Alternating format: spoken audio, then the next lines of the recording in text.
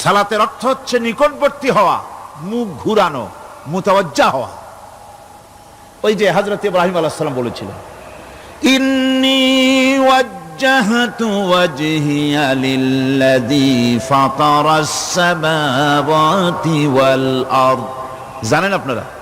পড়েন, ইন্নী ওয়াজ্জাহতু ওয়াজহিয়া লিল্লাযী ফাতারাস সামাওয়াতি ওয়াল আরদা হানিফা ওয়া মা আনা মিনাল মুশরিকিন। নিশ্চয় আমার মুখ ঘুরায় দিলাম কার দিকে? যিনি আকাশ এবং জমিনের স্রষ্টা, সব কিছুর মালিক যিনি, তার দিকে আমি মুতাওয়াজ্জা হলাম। নামাজের অর্থই হচ্ছে মুতাওয়াজ্জা হওয়া, মুখ ঘুরিয়ে দেওয়া, চেহারা ঘুরিয়ে দেওয়া। আর নামাজের আরেক অর্থ হচ্ছে নিকটবর্তী থেকে আরো নিকটবর্তী হওয়া। আল্লাহ রাব্বুল আলামিন বলেন, নিকটবর্তী হতে হলে ওয়াসজুদ ওয়াকতারিব, সেজদা দাও আর সেজদার মাধ্যমে আমার নিকটবর্তী হয়ে যাও। সেজদা দিলেই আল্লাহর নিকটবর্তী হওয়া যায়। কোন সুবহানাল্লাহ। সাহাবী, আল্লাহ নবীর সাহাবী প্রশ্ন করেছেন, নবীজি, বান্দা কখন আল্লাহর নিকটবর্তী হয়ে যায়? নবীজি বলেছেন, বান্দা যখন সেজদা দেয় তখন আল্লাহর বান্দার মাঝে কোনো হিজাব থাকে না, একদম আল্লাহ পাকের নিকটবর্তী হয়ে যায় বান্দা যখন সেজদায় পড়ে যায়। সুতরাং নামাজ হচ্ছে নিকটবর্তী হওয়া, সালাত এটা হচ্ছে নিকটবর্তী হওয়া। নামাজ ফরজ হওয়ার কারণ হচ্ছে এই যে মানুষ আল্লাহর বান্দা বা গোলাম হিসেবে সৃষ্টি হয়েছে, তাই একমুখী হয়ে এর বন্দিগি করা এটা হচ্ছে তার স্বাভাবিক একটা প্রকৃতি। আল্লাহ রাব্বুল আলামিন এই প্রকৃতির দাবি মিটাবার জন্যই নামাজের ব্যবস্থা করেছেন। মানুষের ফিতরত, মানুষের নেচার, মানুষের ফিতরত হচ্ছে এই যে কারো না কারো কাছে মাথা নত করা, হাত জোড় করা, মাথা নত করা, সার্বভৌমত্বের মালিক কাউকে মনে করা। হাত জোড় করতে হলে, মাথা নত করতে হলে, সার্বভৌমত্বের মালিক হিসেবে কাউকে গ্রহণ করতে হলে আল্লাহর বিকল্প কেউ আছে নাকি? ইসলামের মূল দাওয়াতটা হলো ফিতরাত অনুযায়ী দাওয়াত দেওয়া হয়েছে। মানুষ যেন মাথা নত করে, গোলামি করে। এজন্য আল্লাহ রাব্বুল আলামিন বলেছেন যে সালাতের অর্থ হচ্ছে নিকটবর্তী হওয়া, মুখ ঘুরানো। মুমিনের কেবলমাত্র একটি উত্তম আমলই নয়, বরং নামাজ হচ্ছে ঈমানের মূল ভিত্তি। যার কাছে নামাজ নাই তার কাছে কিছুই নাই। রাসূল করিম সাল্লাল্লাহু আলাইহি ওয়াসাল্লাম বলেছেন যে নামাজ যে ব্যক্তি পড়ে না, আল্লাহ পাকের সাথে তার কোনো সম্পর্ক বাকি থাকে না। সুতরাং এই নামাজটা হচ্ছে এই যে একমাত্র একাগ্র চিত্তে আদবের সাথে আল্লাহর সামনে রুজু হয়ে যাওয়া। কোরআনে কারীম বলছি, মুনিবিনা ইলাইহি ওয়াত্তাকুহু ওয়া আকিমুস সালাতা ওয়া লা তাকুনু মিনাল মুশরিকিন। তোমরা আল্লাহর দিকে রুজু হয়ে যাও এবং তাকে ভয় করে অন্যায় কাজ থেকে বিরত থাকো, আর নামাজ কায়েম করো, মুশরিকদের অন্তর্ভুক্ত হয়ে যেও না। নামাজ কায়েম করা, নামাজের আদেশ কোরআনে কারীমের মধ্যে আল্লাহ পাক বহু জায়গায় করেছেন। ঈমানের পর নামাজই হচ্ছে সবচেয়ে বড় জরুরি।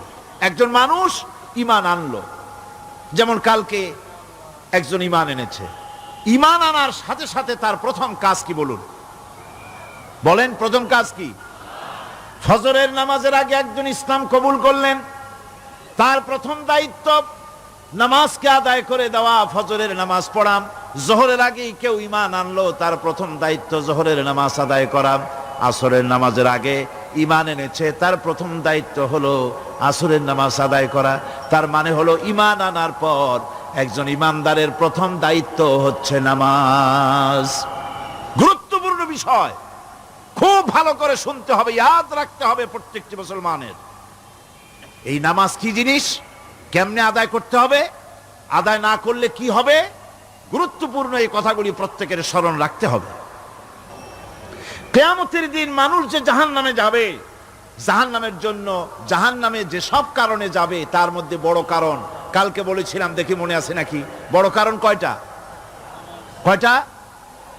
আলহামদুলিল্লাহ মনে আছে। আল্লাহ রাব্বুল আলামিন বলেন, ইয়াতাসাআলুনা আনিল মুজরিমিন, কিয়ামতের দিন অপরাধীদেরকে জিজ্ঞেস করা হবে, মা সালাকাকুম ফি সাকার, জাহান্নামে কেন আসছো? জবাবে তারা বলবে, ক্বালু লাম নাকু মিনাল মুসাল্লিন ওয়া লাম নাকু নুতঈমুল মিসকিন, নামাজ পড়ি নাই আর এতিম মিসকিনদের খেতে দেই নাই, এই কারণেই জাহান্নামে এসেছি। কল নাউযুবিল্লাহ। নামাজ যারা পড়বে না জাহান্নামে যেতে হবে। কোথায় যেতে হবে? আকীদাগত দিক থেকে ঈমান হলো তাওহীদের স্বীকৃতি, আর আমলের দিক থেকে নামাজ হচ্ছে তাওহীদের বহিঃপ্রকাশ। আপনি মুসলমান তা প্রমাণ হবে নামাজ দিয়ে। নামাজহীন ঈমানের দাবি মূল্যহীন। যার নামাজ নাই তার ঈমানের দাবি করার কোনো মূল্যই নেই। অনেক এরকম কথা বলে, হুজুর আমি মানুষটা নিতান্ত খারাপ না, যাই মনে করেন, গ্রামে রাস্তা বানাইছি, ব্রিজ করে দিয়েছি, কালভার্ট করেছি, এতিম মিসকিনরে তাও মাঝে মধ্যে খাবার দেই, বিধবারে কাপড় চোপড় দেই, মানুষটা আমি নিতান্ত খারাপ না, তবে এই মাঝে মধ্যে একটু নামাজ পড়ি না, তাতে কি আমার ঈমান নষ্ট হয়েছে নাকি? আমি বলি, ভাই ঈমানই তো নাই, নষ্ট হবে কি? ঈমান থাকলে না নষ্ট হবে? ঈমান নাই। সুতরাং একজন মুসলমান যদি নামাজ না পড়ে নিজেকে মুসলমান বলে দাবি করার কোনো হক তার নাই, দাবি করার অধিকার নাই। নামাজ হচ্ছে জিন্দেগি, নামাজটাই মূলত জিন্দেগি। নামাজটা কি? জিন্দেগি। আল্লাহ রাব্বুল আলামিন শিখাচ্ছেন, কুল ইন্না সালাতি ওয়া নুসুকি ওয়া মাহইয়ায়া ওয়া মামাতি লিল্লাহি রাব্বিল আলামিন। মুহাব্বতের সাথে সবাই পড়েন, কুল ইন্না সালাতি ওয়া নুসুকি ওয়া মাহইয়ায়া ওয়া মামাতি লিল্লাহি রাব্বিল আলামিন। বলো আমার নামাজ, বলো আমার নামাজ, আমার কোরবানি, আমার হায়াত, আমার মত সবকিছুই আল্লাহ রব্বুল আলামিনের জন্য নিবেদিত। আমার বেঁচে থাকা, আমার মরে যাওয়া সব আল্লাহর জন্য। সে আল্লাহ রব্বুল আলামিন, তার জন্য সবকিছু নিবেদিত করতে হবে। আল্লাহ পাকের গোলাম আমাদের বানিয়েছেন, আল্লাহ আমাদের গোলামি করা লাগবে। আর গোলামির নমুনা যাকাত দিয়া, হজ দিয়া, দান দিয়া, সদকা দিয়া, কোন জিনিস দিয়ে নামাজের মতো গোলামির উৎকৃষ্ট প্রমাণ বা নমুনা আর কিছুতে নাই। আমি যে গোলাম তার উৎকৃষ্ট প্রমাণ হচ্ছে নামাজ। নামাজেই একটা মানুষ গোলামির অনুভূতিতে তাকে নিয়ে যায়। বাদশাহ হোক, মন্ত্রী হোক, পীর হোক, মৌলানা হোক, মুহাদ্দিস হোক, বড় লোক হোক, গরিব হোক, পুরুষ হোক, নারী হোক, যেই হোক, নামাজে দাঁড়াইলো, একেবারে কান্ডারে ধরিয়া কানের কাছে হাত দিয়া, হাত দুটো বাঁধিয়া মাথা নিচের দিকে দিয়ে দাঁড়ায় গেল। কিসের মতো? আসামির মতো, গোলামের মতো। সুবহানাল্লাহ। এদিক ওদিক তাকাইতে পারবা না, চোখটা থাকবে সেজদা যেখানে দিবা সেখানে। তাকানো নিষেধ, সেজদার দিকে তাকাও। এরপরে যখন রুকুতে গেলেন, গোলামির নমুনা হয়ে গেল।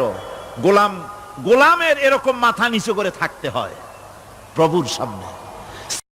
গেলেন, রাজা, বাদশাহ, বড় লোক, সব অহংকার চূর্ণ হয়ে গেল। নাক আর কপাল দিয়া আমার মাবুদের দরবারে মাথাটা লাগাই দিলাম জমিনের উপরে। সুবহানাল্লাহ। আমি আমার ভাষায় বলি, আমি আমার ভাষায় কথাটা এভাবে বলি, এই জমিনটা যদি কাগজ হয় আর আমার নাকটার কপালটা যদি কলম হয়, তাহলে আমি যে গোলাম দৈনিক 5 বার আমার নাক আর কপাল দিয়া জমিন নামক কাগজের উপরে দাস খতের উপরে দৈনিক 5 বার নাক আর কপাল দিয়া সই করে দেই, আল্লাহ আমি তোমার গোলাম আর কারো গোলাম নই, আমি একমাত্র তোমার গোলাম। ঘুমের থেকে উঠে সেজদা দিয়ে বলি, দুপুরের সময় কাজ ফালাইয়া আর একবার বলি, বিকেল আসার আগেই আসরে আর একবার বলি, দিন যখন শেষ হয় আর একবার বলি, রাতে যখন শুতে যাই আর একবার সেজদা দিয়া ঘোষণা করি, মাবুদ আমি তোমার গোলাম। সুবহানাল্লাহ।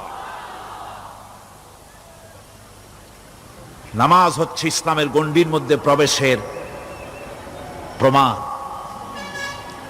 কোরআনে কারীম বলছে, ফাইন তাবু ওয়া আকামুস সালাতা ওয়া আতাউজ যাকাতা ফাইখওয়ানুকুম ফিদ্দীন।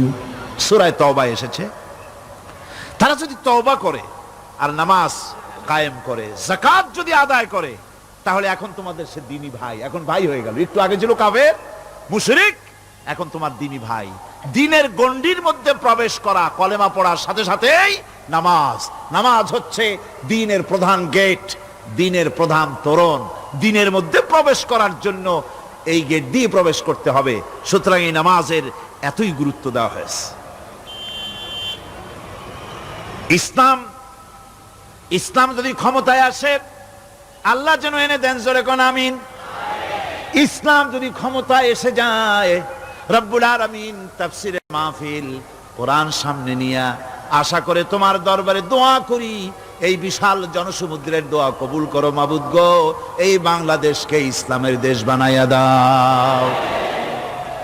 দেশটা যদি ইসলামের হয়ে যায়, আইন যদি আল্লাহর হয়, শাসন যদি সৎ লোকেরা করে, রব্বুল আলামিন কোরআন শরীফে বলেন, তাহলে তারা 4টা কাজ করবে। আল্লাযীনা মাক্কান্নাহুম ফিল আরদ আকামুস সালাতা ওয়া আতাউজ যাকাত ওয়া আমারু বিল মা'রুফি ওয়া নাহাউ আনিল মুনকার।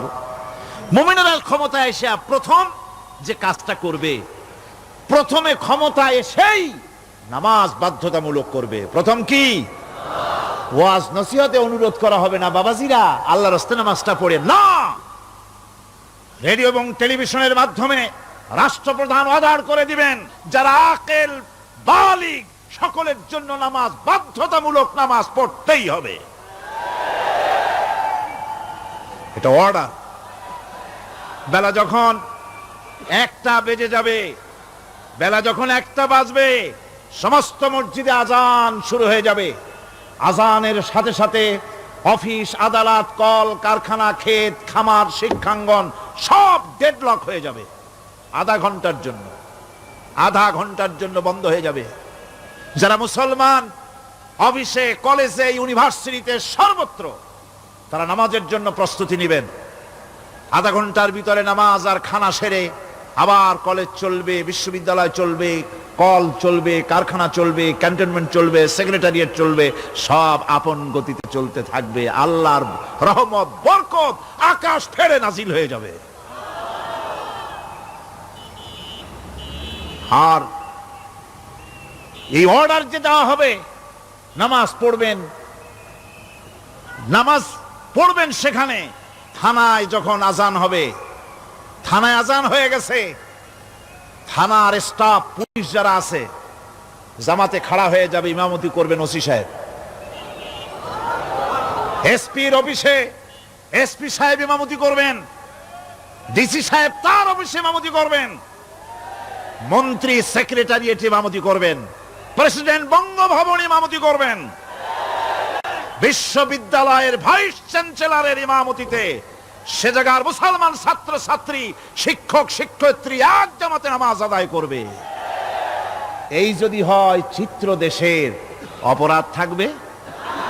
থানায় ওসি সাহেব নিজেই যদি জামাতের ইমামতি করেন, এইভাবে নামাজ আদায় করেন পুলিশদের নিয়ে জামাতে, ঘুষ আর খাবে তারা? এসপি সাহেবের অফিসে, ডিসি সাহেবের অফিসে মন্ত্রীরা যদি এভাবে নামাজ কায়েম করে, তাহলে কি অন্যায় অপরাধ কিছু থাকবে সমাজে? থাকবে না। সুতরাং নামাজ বাধ্যতামূলক করে দেওয়া হবে। নামাজ বাধ্যতামূলক, সকলকে নামাজ পড়তে হবে। নামাজ হচ্ছে অপকর্মের প্রতিবন্ধক। নামাজ পড়লে অন্যায় কাজ থেকে বাঁচার পথ। অন্যায় থেকে বাঁচাই কিসে? নামাজ।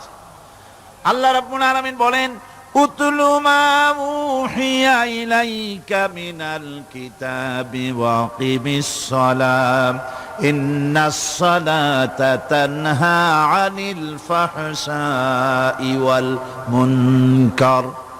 হে নবী, এই কিতাব তেলাওয়াত করো, যা তোমার প্রতি অবতীর্ণ করা হয়েছে, এই কিতাব তেলাওয়াত করো আর নামাজকে প্রতিষ্ঠা করো। নিঃসন্দেহে নামাজ মানুষকে পাপাচার থেকে বাঁচায়া দেয়। অশ্লীলতা, পাপাচার থেকে মানুষকে বাঁচায় কে? জোরে চিল্লায় কোন কে? নামাজ। এই নামাজ মানুষকে অন্যায় কাজ থেকে বাঁচায় দেয়। নামাজ যে মানুষকে অন্যায় কাজ থেকে বাঁচায়, কেমনে বাঁচায়? আমরা যে নামাজ পড়ি, এই নামাজে তো আমাদেরকে অন্যায় কাজ থেকে বাঁচাইতে পারে না। নামাজি বহুত মানুষ আছে অন্যায় করে, করে কিনা কোন? না করে না? করে। নামাজি অথচ অন্যায় করে।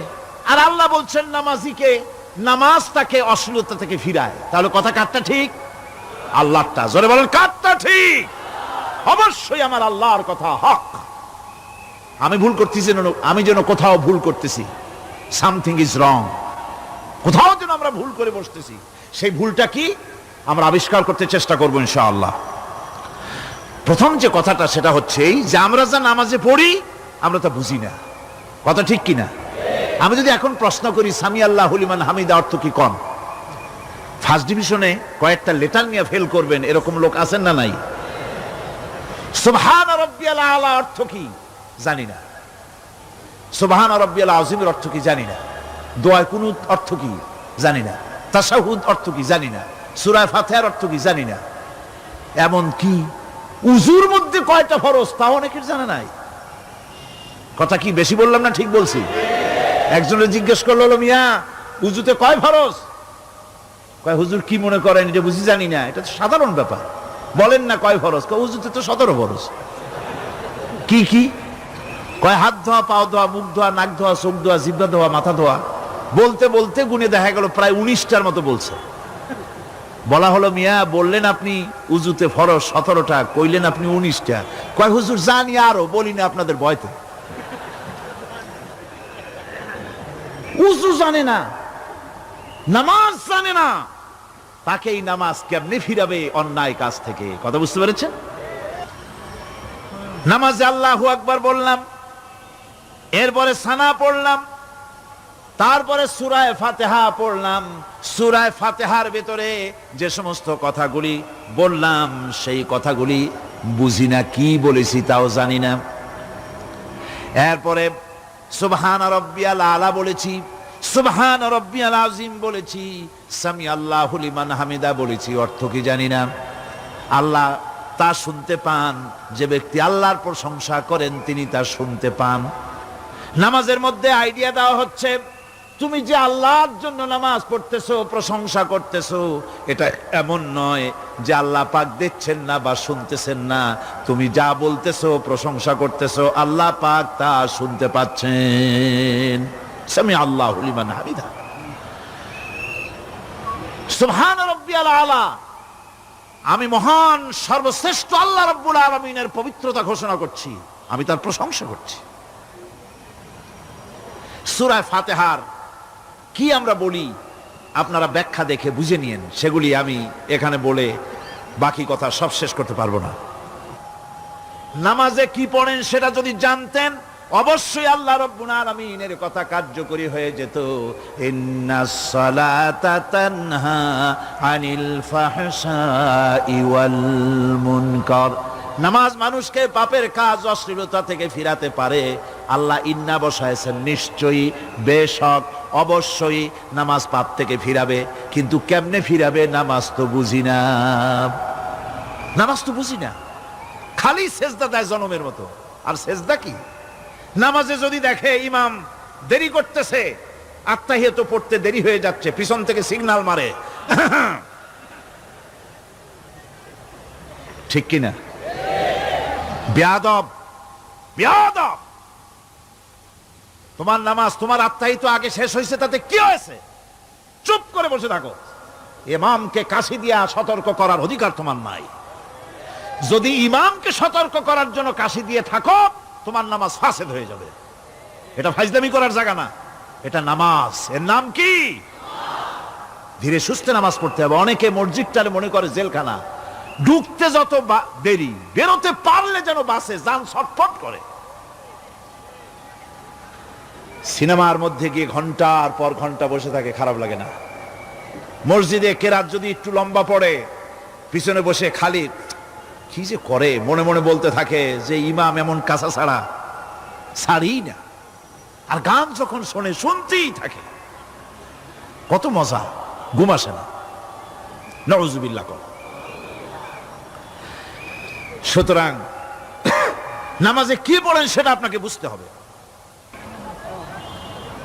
সঠিকভাবে নামাজ পড়ার পরও যদি কোনো মানুষের সঠিকভাবে, ভালো করে শোনেন, সঠিকভাবে নামাজ পড়ার পরেও যদি কোনো মানুষ পাপের থেকে না ফেরে, তাহলে বুঝতে হবে একথা, পানি আর সাবান দিয়া কাপড় ধুলে কাপড়ের ময়লা যাবে, কিন্তু পানি আর সাবান দিয়া কয়লা জনমের মতো ধুইলেও কয়লার ময়লা যাবে না।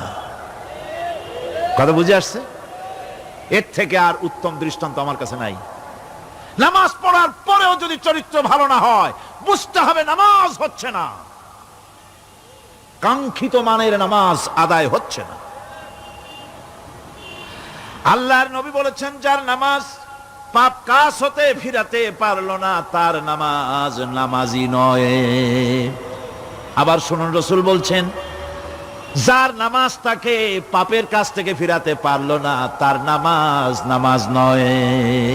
ওইটা নামাজ হয় নাই, যার জন্য তার পাপ থেকে তারে ফিরাইতে পারছে না।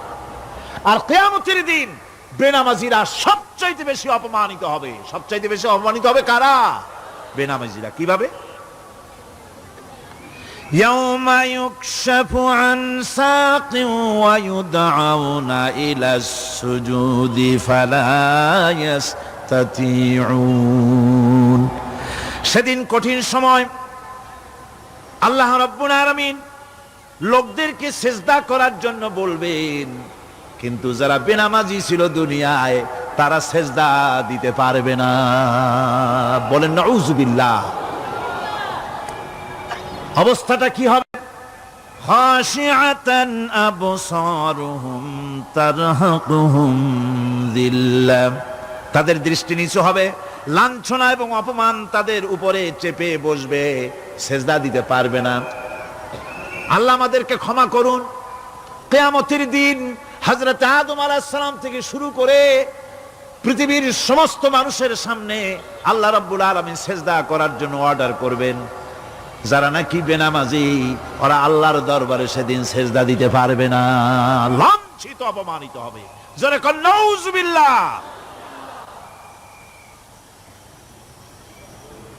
নামাজ, মুমিনের নামাজ একরকম, মুনাফিকের নামাজ হলো আর এক রকম।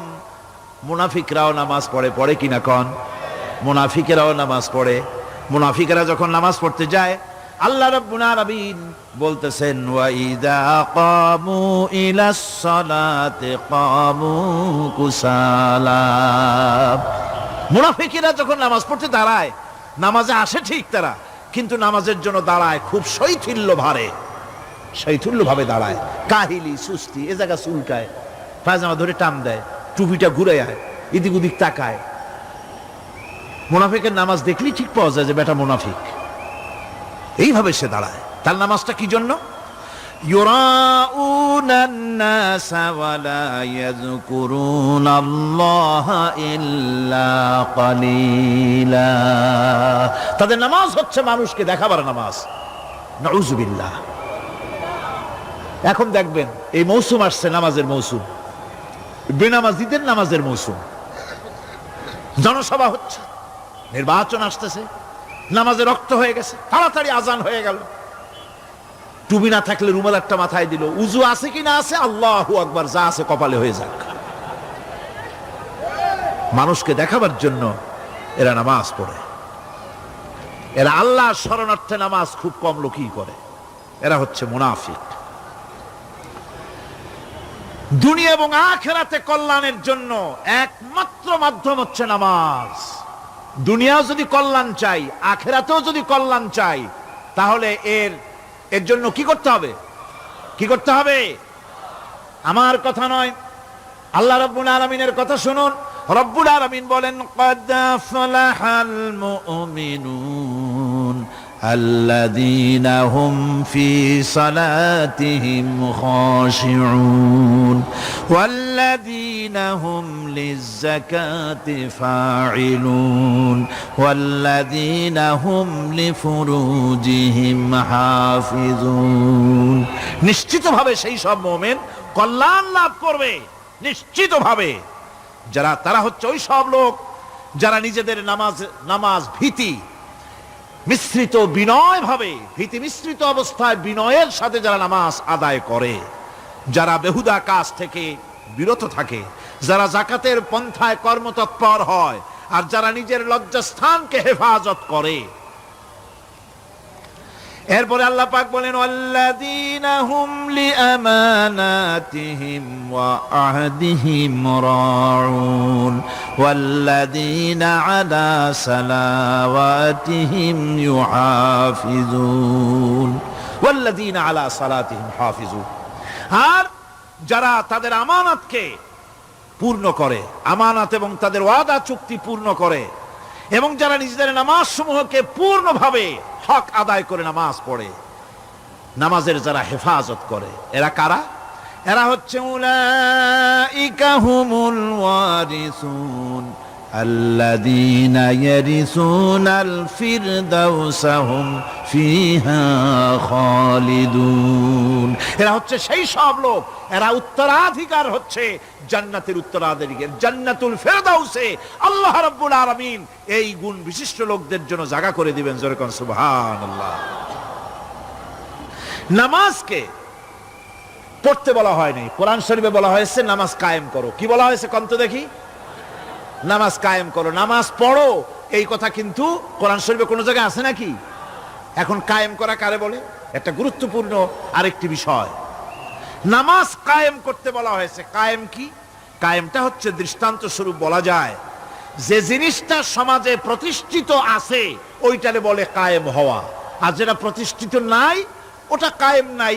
কায়েম মানেই হলো প্রতিষ্ঠিত থাকা। যেমন আমাদের দেশে, আমাদের সমাজে নারী পুরুষ শিশু বৃদ্ধ সকলেই কাপড় পরা, শাড়ি পরা, লুঙ্গি পরা, এই কাপড় পরাটা কায়েম আছে, প্রতিষ্ঠিত আছে না নাই? যার কারণে কাপড় পরা সমাজে কায়েম আছে বলে উলঙ্গ মানুষ সমাজে খুঁজে পাওয়া যায় না, পাগল ছাড়া। ঠিক কিনা? একটা বাচ্চাকেও যদি উলঙ্গ হতে বলেন এখানে, 5 বছর 6 বছরের একটা বাচ্চাকেও, সে কিন্তু রাজি হবে না। ঠিক কিনা?